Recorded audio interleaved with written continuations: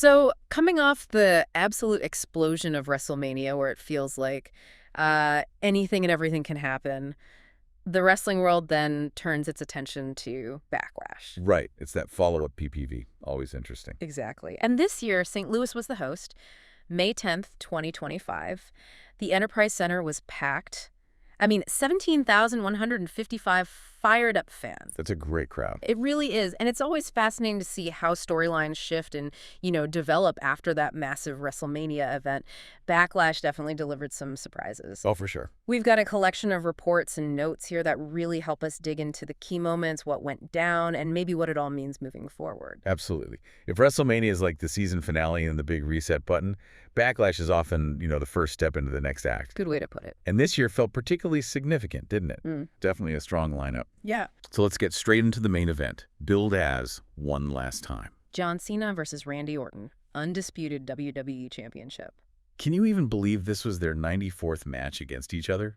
That history is just immense. It really is. And the lead-up, well, it was built pretty effectively, I thought. You had Cena winning the title at Mania 41. And then on Raw, almost immediately, boom, RKO from Orton. Classic. But what made it interesting this time was Cena's character shift, right? Yeah. The heel turn at Elimination Chamber. Yeah, and Orton trying to, reason with him. It wasn't just standard good guy versus bad guy. More complex. Totally. Right? And then you layer on the fact it's in St. Louis, Orton's hometown. That adds so much weight, the hometown hero narrative. Speaking of Orton, that pre-show interview comment was fascinating about OVW. Oh, yeah, Ohio Valley Wrestling, back in the day. He said Cena, even when they were all hanging out, never once invited anyone back to his apartment. 0 times. And Orton himself kind of framed that as maybe an early indicator of Cena's personality, that intense focus maybe. Right. Or just being more private. It does paint a different picture, doesn't it? Adds a little texture. For sure. Those little details enrich the whole thing. And Orton was also very clear about his plans. Win the title, then a retirement tour. But not a short one. He mentioned, 5 to 10 years? At age 45?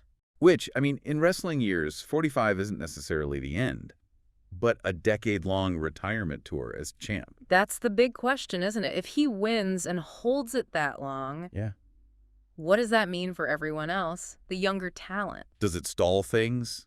Limit opportunities for the next wave? It's definitely something to think about, a major strategic point beyond just this one match. Okay, let's shift gears.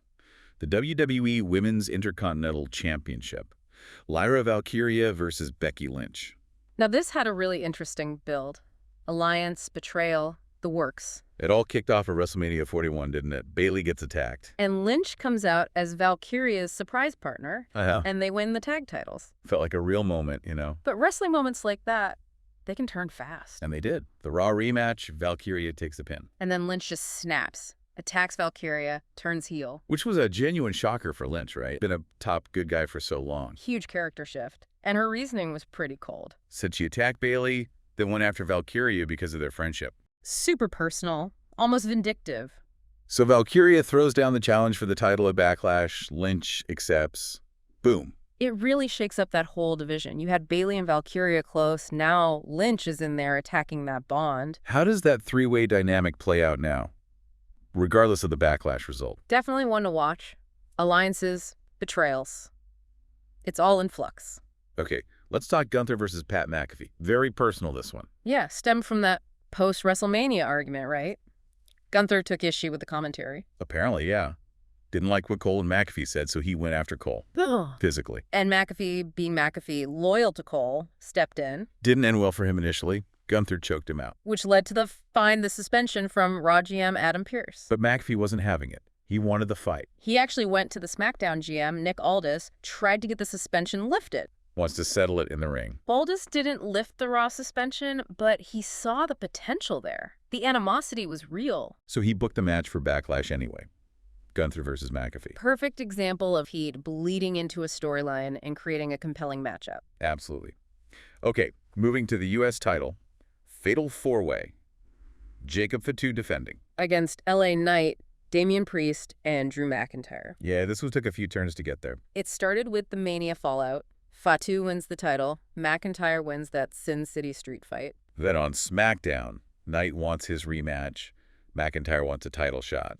Ambitions colliding. And their #1 contender match gets wrecked by Priest and Solo Sikoa, DQ finish. Then Knight versus Priest also gets interrupted by Sikoa.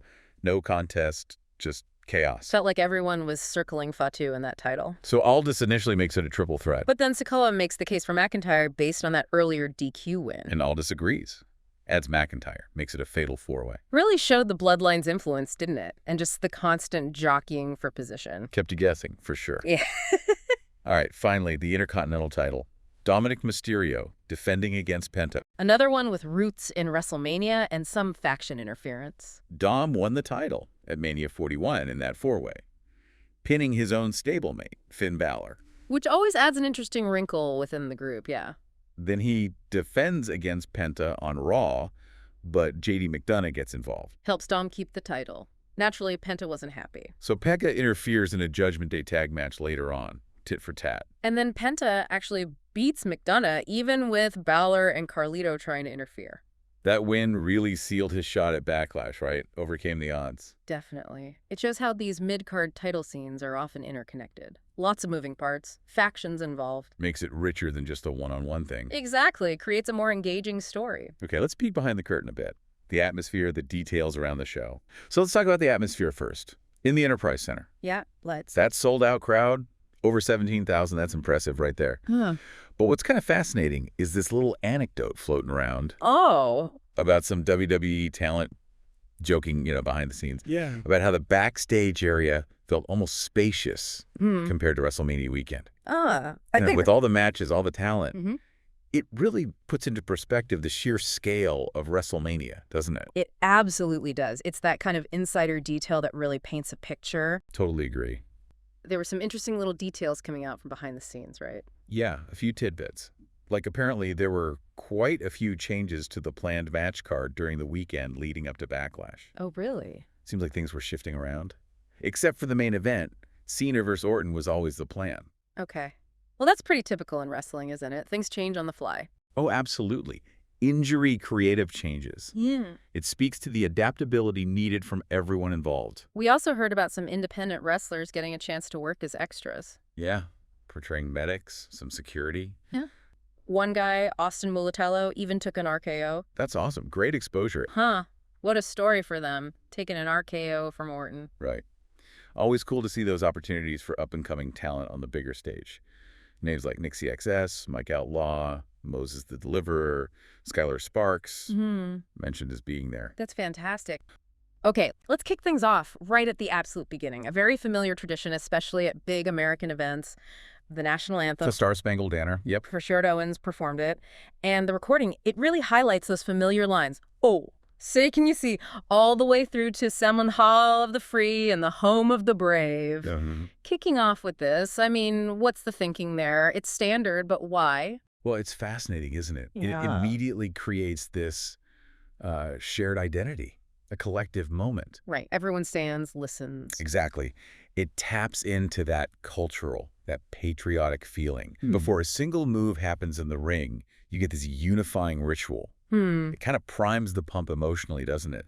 Sets a tone of, like, significance, grandeur even. Heightens that feeling that you're part of something big. Yeah, that makes sense. Then, straight after that, the focus shifts. Location, St. Louis. The gateway to the West? They mention that, and it's wrestling history, which is pretty deep, actually. Oh, yeah. St. Louis has roots. And they point out it's home to the Cardinals, the Blues, who play in the same building, the Enterprise Center, sold out for Backlash. So, connecting it to the city's wider sports scene. How does that, highlighting the city itself, how does that add to the event? Well, I think emphasizing that local context, it's a really smart way to boost the sense of occasion. By name-dropping the city's history, its other teams, you tap into local pride. It makes the folks there feel even more connected, right? It's their city hosting this major thing. And we get visuals, too. Aerial shots. Yeah, shots of the gateway arch, the outside of the arena. Those establishing shots, they ground the event visually. For everyone watching at home, it reinforces the scale. This isn't just anywhere, it's St. Louis. Okay, so we've got the tradition, the location. Then the preview starts building the actual reason people are there, the matches. Trick cards, yeah. Laying out what's coming up. And they run down the list. So looking at how they present these matches right at the top, what jumps out? Well, it's how each one is framed, isn't it? They're not just matches, they're stories with stakes. Right. You get specific hooks, the revenge angle for Valkyria Lynch, Gunther's whole dangerous persona. It gives you an immediate reason to care about each specific contest. So the actual broadcast we're sort of analyzing here, it started near the end of the kickoff show, right, with the anthem. And during that preview section, there was mention of B-roll footage. Showed guys like McAfee, Gunther, Valkyria, Lynch, Orton arriving. What's the point of showing them just walking in? Good question. Showing the arrivals does a couple of things. One, it kind of humanizes these big stars. You see them before they're on stage, a little peek behind the curtain. Right, it makes them seem more real. And second, it builds anticipation for their specific matches later. Seeing Gunther arrive looking intense or McAfee looking pumped, it just adds to the buzz for when they actually compete. Makes you feel like things are really happening now. Like the event is building in real time. Exactly. And how they shoot it, maybe a close-up on someone's face or a wide shot of them entering the building that can really dial up the mood they want to create. Gotcha. And after that, there was a video package looking back at WrestleMania 41 and stuff leading up to Backlash.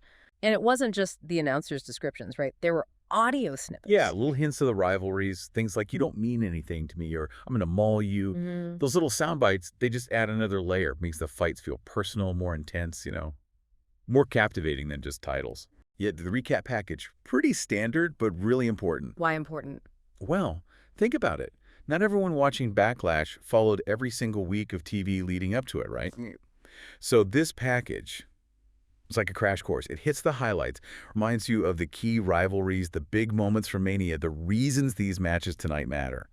It gets everyone, casual fan or hardcore, invested in the stories. Brings everyone up to speed so the matches have maximum impact. Precisely. Context is everything. And then, boom, the shift to the live show proper, pyro goes off, the theme song Detonator by Killer Mike starts blasting, and Michael Cole welcomes everyone, announces the sellout crowd, 17,155 people. Yeah, that's the signal, isn't it? The energy injection. It definitely sounds like it. That combo, the explosions, the loud driving music, the announcer's hype, mentioning the packed house, it's all designed to be this immediate sensory hit. Grabs your attention. Totally. It says, okay, the prelude is over. Yeah. It hooks you visually, auditorily, and just pumps up that big fight feel. Reinforces that this is important, this is exciting. So if we kind of zoom out and look at that whole sequence, Anthem, St. Louis Connection, match rundown and stories, arrivals, recap, then the big live kickoff. It feels very deliberate. Oh, absolutely. It's meticulously crafted. You see that flow, right? Yeah. Start with tradition and unity. The anthem. Ground it in a specific place with local pride. St. Louis. Introduce the characters and conflicts. The match card and rivalries. If build anticipation with behind-the-scenes glimpses and story context. Arrivals and recap. And then hit them with that explosive start to the main show. Yeah. Each step seems designed to pull you in further. Exactly. Even those first maybe 10, 15 minutes. They're packed with techniques to engage you, whether you're in the arena or watching at home, laying all the groundwork for the drama to come, using tradition, location, narrative, pure sensory input. It's all there. It really makes you appreciate how many different things are working together. The music choice, the camera shots, the specific words the announcers use, those little hints of storylines. Yeah, all contributing to that feeling of, this matters, this is exciting. It definitely leaves you thinking, doesn't it? About how narratives get built, how audiences get hooked, not just in wrestling, but like in movies, TV shows, maybe even marketing. How do you create that buzz right from the start? That's the million-dollar question, isn't it? How do you capture attention and build investment?